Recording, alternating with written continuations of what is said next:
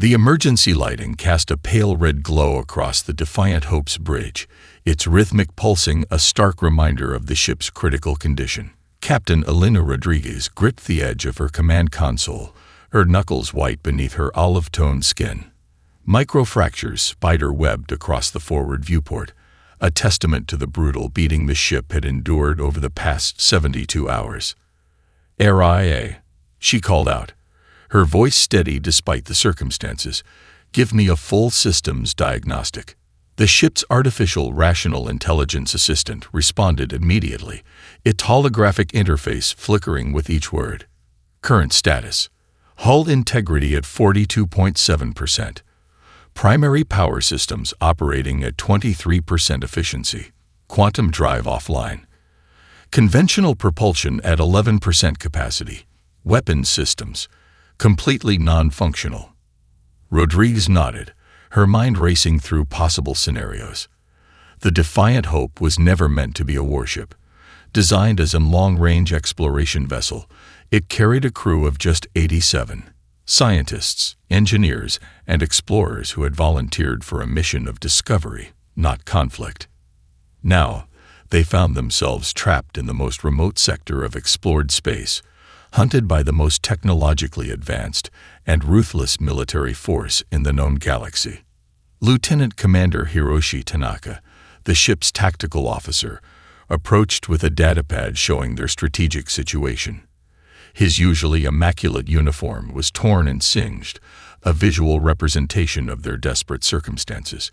"Captain," he began, "we've managed to cobble together some temporary shielding from the research lab's quantum isolation chambers, but it won't hold for more than another standard hour."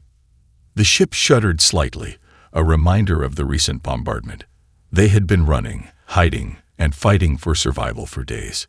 Each maneuver had been a masterpiece of tactical improvisation, buying them precious hours, but ultimately proving futile against the overwhelming Krex forces.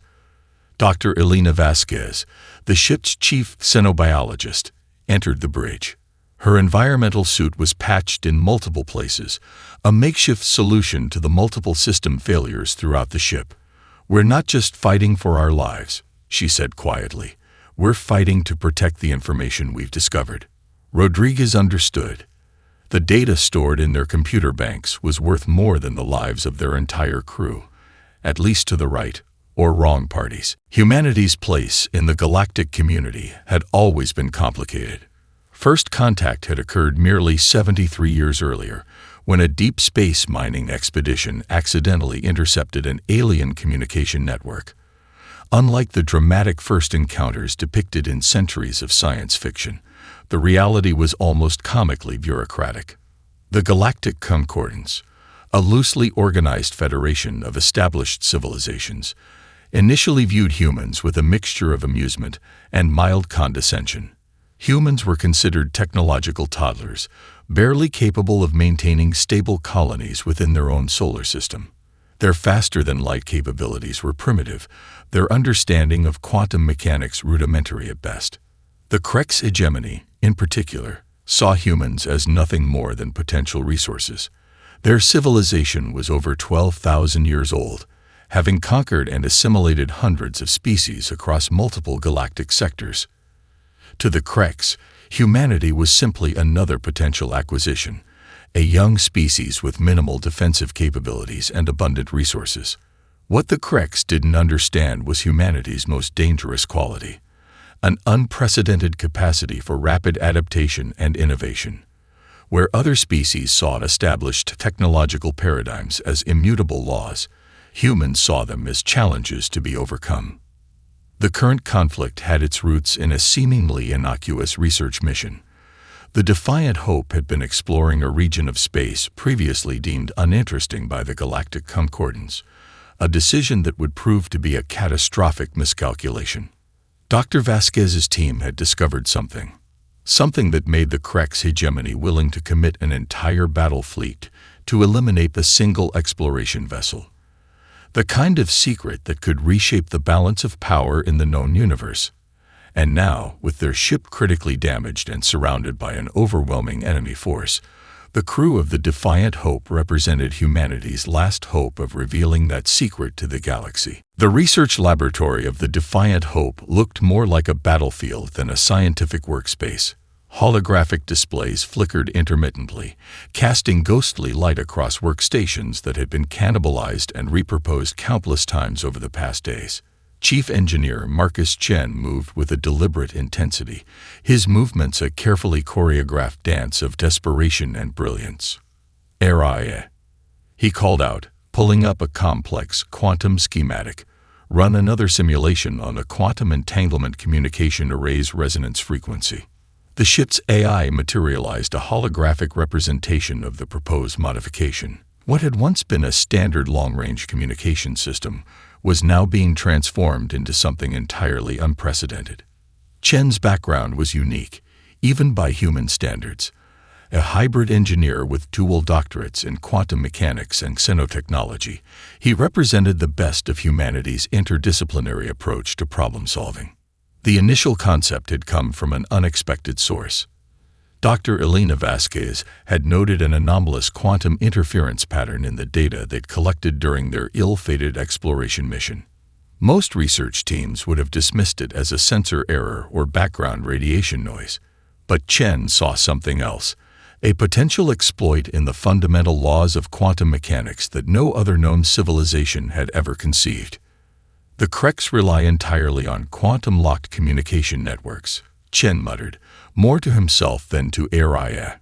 "Their entire military infrastructure depends on instantaneous communication across vast distances.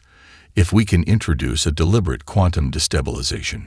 His fingers flew across the holographic interface, manipulating complex mathematical models that would have appeared incomprehensible to most observers. The simulation showed a cascading effect, a quantum disruption that could theoretically propagate through subspace, creating an instantaneous systemic failure across interconnected technological networks. The risks were astronomical. The modification required pushing their quantum entanglement array far beyond its design parameters. One miscalculation could result in total system collapse, not just for the Creks ships, but for the Defiant Hope as well. The probability of success hovered around 50%, a coin flip that would determine the fate of everyone on board. Lieutenant Commander Tanaka entered the lab, his tactical assessment adding another layer of complexity to Chen's theoretical work. "The Creks fleet's formation suggests a hierarchical command structure," he explained, pointing to a tactical display. "If we can introduce a quantum disruption that targets their primary communication nodes, we might be able to create a cascading systems failure." Chen's eyes lit up. It wasn't just a theoretical possibility anymore. It was a potential strategy. The breakthrough came during the 37th consecutive hour of continuous work. Chen realized they could modify the ship's experimental quantum isolation chambers, originally designed for delicate xenobiological research, to act as a quantum resonance amplifier. By carefully manipulating the quantum coherence of their communication array, they could potentially create a localized quantum disruption field. "It's like playing quantum musical chairs," Chen explained to the assembled crew.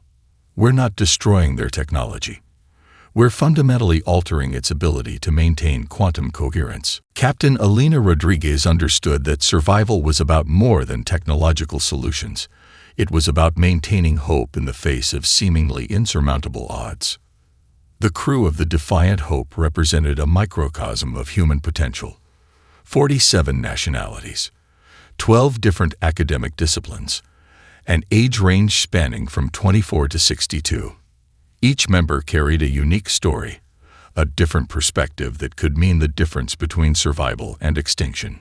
Dr. Aisha Nawaz, the ship's chief medical officer, had been monitoring the crew's psychological state with the same intensity she would track a complex medical condition. Stress levels were critically high, but something remarkable was happening. Instead of fracturing under pressure, the crew was becoming more cohesive. "It's a phenomenon we've observed repeatedly in human history," she explained during an impromptu briefing. "Extreme adversity doesn't break human spirits, it forges them." The ship's communication channels had become an improvised support network. Engineers shared jokes with xenobiologists. Tactical officers exchanged cooking recipes with quantum physicists. In the face of potential annihilation, they were creating something uniquely human, a collaborative spirit that transcended traditional hierarchical structures. Rodriguez knew her role was more than just tactical command. She was a conductor, harmonizing the diverse talents of her crew. During a ship-wide communication, she addressed them with a blend of military precision and emotional intelligence that would have been impossible for most alien species to comprehend. "We are not just fighting for our own survival," she said, her voice steady and clear. "We are fighting for every human who has ever looked up at the stars and dreamed of something more. Every person who believed that curiosity, innovation, and collective determination could overcome any obstacle." The psychological warfare was not just external, directed at the Creks, but internal. Each crew member was both a support system and a source of inspiration for the others. When one person's hope wavered, the collective strength of the group would lift them back up. Lieutenant Commander Tanaka shared stories of his grandmother's survival during the climate migrations of the 2050s. Dr. Vasquez spoke about her parents' work in developing sustainable ecosystems on Mars. Each narrative was a thread in a larger tapestry of human resilience. Araya, the ship's AI, played a crucial role in this psychological dynamic. Unlike the cold, calculating AIs of other civilizations, Araya had been designed with emotional intelligence as a core feature. It could recognize subtle emotional cues, provide targeted support, and even inject moments of much-needed humor. Probability of survival remains low, Araya would occasionally announce. But since when has that ever stopped humans? The humor was a lifeline. Laughter became a form of psychological armor, a way of acknowledging the darkness while refusing to be consumed by it.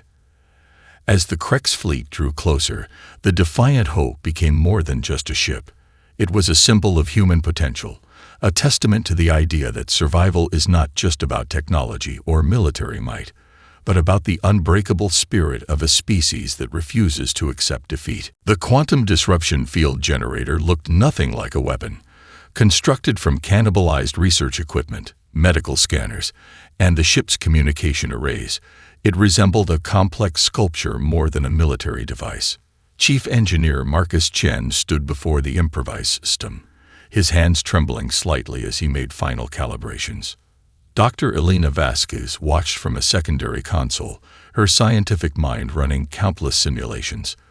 "The quantum coherence destabilization principle is theoretically sound," she muttered, more to herself than to anyone else. "But we're talking about pushing quantum mechanics beyond any previously documented experimental boundaries." The device represented the culmination of humanity's most audacious approach to problem-solving. Where other civilizations would have surrendered or sought traditional military solutions, the Defiant Hope's crew had instead chosen to rewrite the fundamental rules of technological engagement. Araya's holographic interface projected a real-time analysis of the weapon's potential. Quantum disruption field generation probability, 50.02%, the AI reported. Potential ship survival rate, 49.98%. The decimal point precision was almost comical given the stakes. Chen understood the underlying principle better than anyone. The Creks communication and weapon systems relied on intricate quantum-locked networks, a technology that allowed instantaneous communication and precise energy weapon targeting across vast distances. Their entire military infrastructure depended on maintaining perfect quantum coherence. What the team had developed was essentially a quantum virus, not a traditional computer virus, but a fundamental disruption of quantum mechanical states that would propagate through subspace, causing instantaneous systemic failure across interconnected technological networks. "It's like pulling a single thread that causes an entire tapestry to unravel," Chen explained to the assembled bridge crew. "Except the tapestry is the most advanced technological infrastructure in the known galaxy." The modifications required creativity that defied conventional scientific approach. They had repurposed the ship's quantum isolation chambers, originally designed for delicate xenobiological research, as quantum resonance amplifiers. Medical scanners typically used for cellular-level diagnostics were now calibrated to detect and exploit microscopic quantum fluctuations. Lieutenant Commander Tanaka reviewed the tactical implications. "If this works, we won't just disable their ships," he said. "We'll fundamentally break their technological paradigm." The risk was total. Success meant survival and potentially reshaping galactic power dynamics.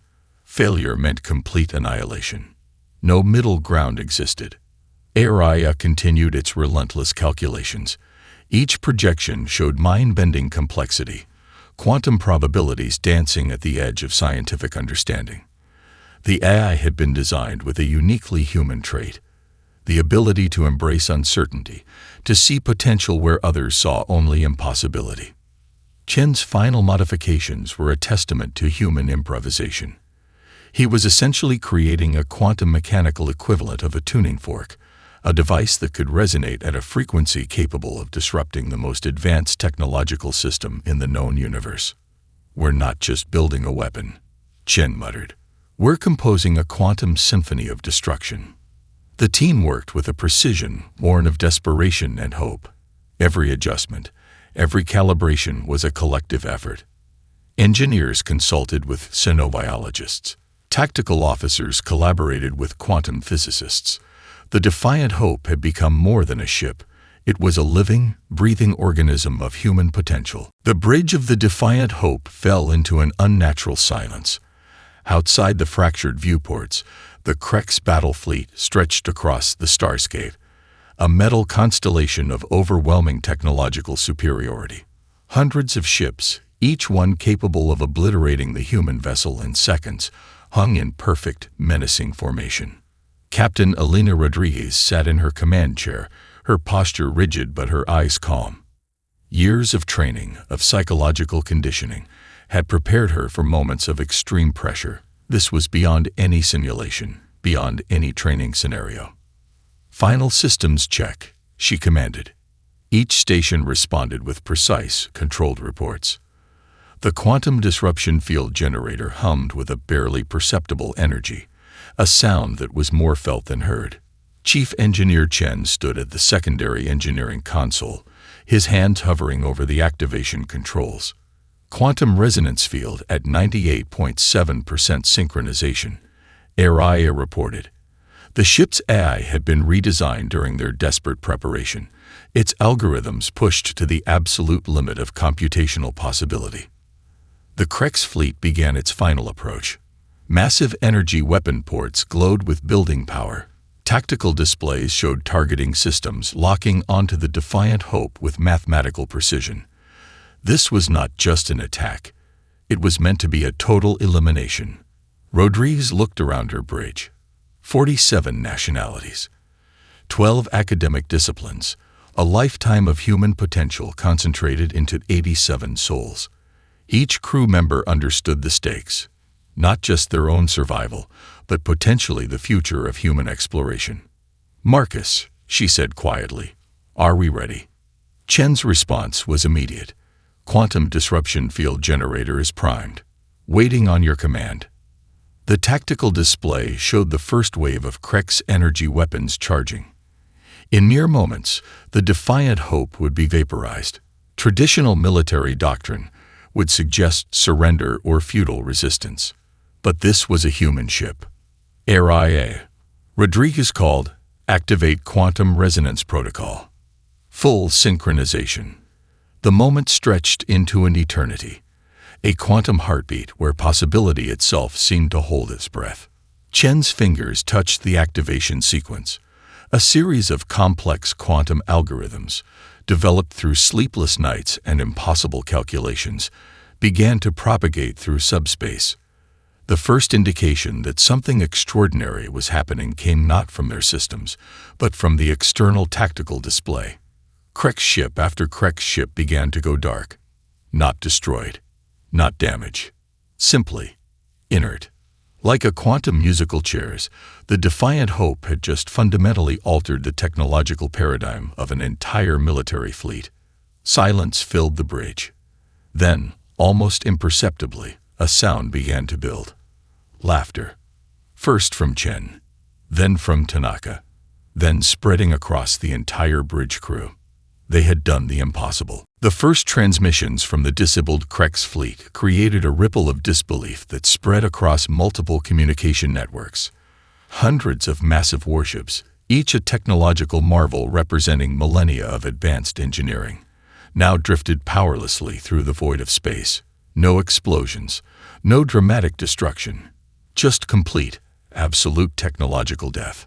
Diplomatic channels erupted in chaos. The Galactic Concordance communication networks lit up with emergency protocols, analysts and politicians struggling to comprehend what had just occurred. How could a single exploration vessel, from a species considered technologically primitive, neutralize an entire battle fleet without firing a single conventional weapon?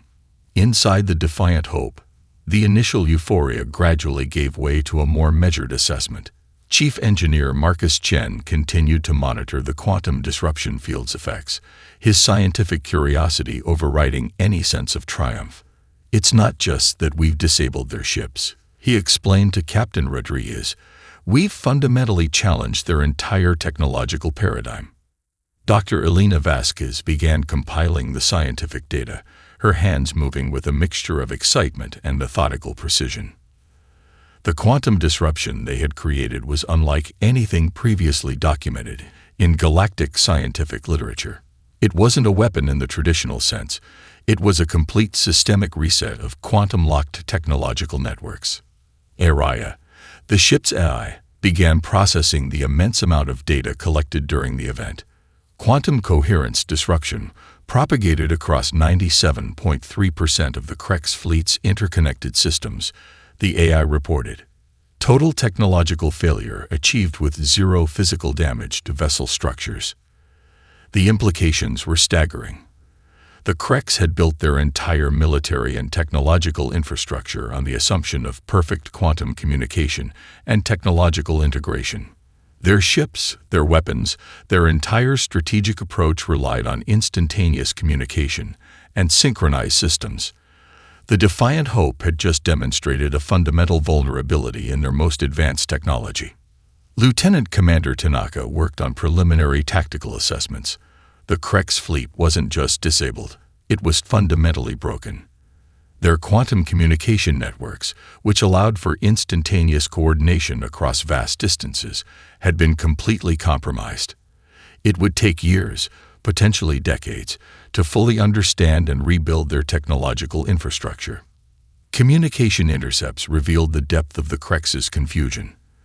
Their command structures, so rigidly hierarchical, were collapsing under the weight of this unprecedented technological failure. Ships that had been moments away from destroying the Defiant Hope now drifted like abandoned children, their complex systems reduced to inert matter. The crew of the Defiant Hope moved with a mixture of exhaustion and barely contained excitement. They understood they had done more than survive. They had fundamentally altered the balance of power in the known galaxy. Dr. Vasquez discovered something even more remarkable during her initial analysis. The quantum disruption field they had created wasn't just a weapon, it was a scientific breakthrough that could revolutionize communication, energy transfer, and computational technologies across multiple species. "We didn't just defeat the Krex," she told the assembled crew. "We've opened up an entirely new field of quantum mechanical research." Araya projected holographic representations of the quantum disruption, showing how the field had propagated through subspace. It looked like a complex, beautiful dance of interconnected quantum states, a symphony of scientific innovation that defied previous understanding. The Defiant Hope itself had suffered minimal damage. The quantum disruption field, carefully calibrated by Chen and his team, had somehow protected their own systems. It was as if the ship itself had become a quantum firewall, protecting itself while neutralizing everything around it. As they began to assess their situation, the crew realized they were no longer just survivors. They were witnesses to a moment that would be remembered in galactic history, the day a single human exploration vessel changed everything. The first official communication from the Galactic Concordance arrived precisely 72 hours after the Defiant Hope's unprecedented victory. The diplomatic transmission was a masterpiece of carefully constructed bureaucratic language, barely concealing the mixture of terror, respect, and scientific curiosity that now surrounded humanity. Captain Elena Rodriguez found herself thrust into a role she had never anticipated. What had begun as a routine exploration mission had transformed her into the most significant diplomatic figure in human history. The concordance demanded a full report, scientific documentation, and a complete explanation of the quantum disruption technology. Political analysts across human colonies began to understand the true magnitude of what had occurred. The Krek's hegemony, long considered an unassailable military power, had been rendered completely impotent by a single human ship. It wasn't just a military victory. It was a fundamental challenge to established galactic power structures. Dr. Elena Vasquez's scientific team began the painstaking work of documenting their quantum disruption field. What had been developed as a desperate survival strategy was now recognized as the most significant technological breakthrough in centuries. Research institutions across human space began redirecting resources, hoping to understand and potentially replicate the technology. The economic implications were equally profound. The Kreks had controlled significant trade routes and resource-rich sectors. Their sudden technological vulnerability created a power vacuum that multiple species were eager to fill. Human corporations and diplomatic missions found themselves suddenly in unprecedented positions of potential influence. HFY continued to analyze the quantum disruption data, its computational capabilities pushed to new limits. The AI discovered layers of complexity that suggested the technology could be adapted for communication, energy transfer, and computational processes far beyond military applications. We've essentially discovered a new fundamental approach to information transfer, HFY had explained during a detailed briefing. The AI's analysis suggested that the quantum disruption field could revolutionize everything from medical imaging to interstellar communication. Lieutenant Commander Tanaka found himself at the center of military strategy discussions. The Defiant Hope's tactical approach had completely invalidated traditional military doctrines. Entire naval academies across human space would need to be redesigned to incorporate this new understanding of technological warfare. The crew became instant celebrities, though most were uncomfortable with the attention. They understood they had done something extraordinary, but for them, it had simply been about survival. Press conferences and diplomatic receptions felt surreal compared to the life-and-death struggle they had just experienced. Diplomatic missions from other species began requesting meetings. The Galactic Concordance, which had previously viewed humans as a minor, developing species, now looked at them with a mixture of fear and respect. The rules of galactic politics had been fundamentally rewritten. Chief Engineer Marcus Chen found himself at the center of scientific discussions that would reshape technological understanding. Research institutions offered him unprecedented funding and resources, but he remained more interested in the pure scientific potential of their discovery. The quantum disruption technology represented more than a military breakthrough. It was a testament to human innovation. The ability to look at established technological paradigms and find completely unexpected solutions. Where other species saw limitations, humans saw opportunities for radical reimagination. As official reports were compiled and diplomatic negotiations began, the crew of the Defiant Hope understood they had done more than survive. They had proven something fundamental about humanity's potential, not through military might or aggressive expansion, but through scientific innovation, collective problem-solving, and an unprecedented ability to challenge established technological understanding. The galaxy would never be the same.